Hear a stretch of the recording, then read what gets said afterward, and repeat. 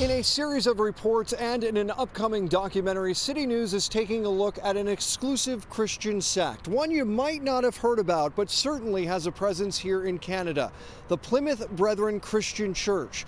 Former members are speaking out about their experience. This building in Toronto, not far from the Pearson Airport, may not look like much. There's no cross. There are no windows, so you cannot peek through the windows.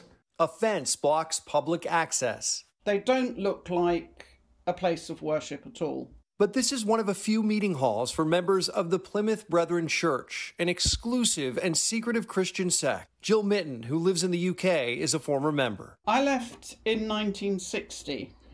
My parents at that point were quite unhappy with some of the doctrines. The church began in Dublin, Ireland back in the early 19th century. It's small compared to other religions, with just more than 50,000 members worldwide. So they were just a group of Christians who didn't wish to be involved in the established churches anymore. Gradually, the regulations and the way it's been organised have become much more and more exclusive and more driven by rules and regulations rather than by the Bible. A claim the church strongly denies, a spokesperson telling us they only follow the teachings in the Bible, teachings interpreted by the leader, called the man of God, much like the Pope in Catholicism.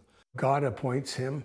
You know, that's kind of the line that is given. But unlike other Christian churches, they aren't necessarily looking for outsiders to join. With the Brethren, I would say 99.9% are born into it. Today, Mitten says being a member takes a big commitment. Meetings are held 7 days a week, and all members must follow strict teachings.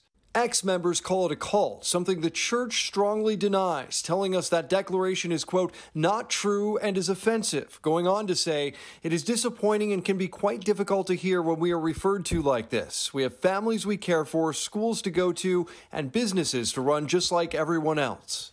But in an upcoming documentary called Breaking Brethren, we hear the stories of several people who've left the church.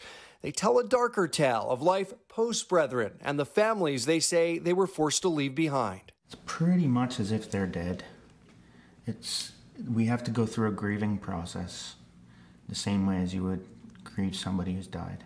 All are navigating a world far different from the one they knew. One of the challenges is that our whole life was planned out for us. And so now I'm struggling with making decisions for myself. What do I do next? The film follows their journey after leaving a world they no longer wanted to be a part of, a decision they say was far from easy. Oh, it's shattering. I have heard of cases of people committing suicide.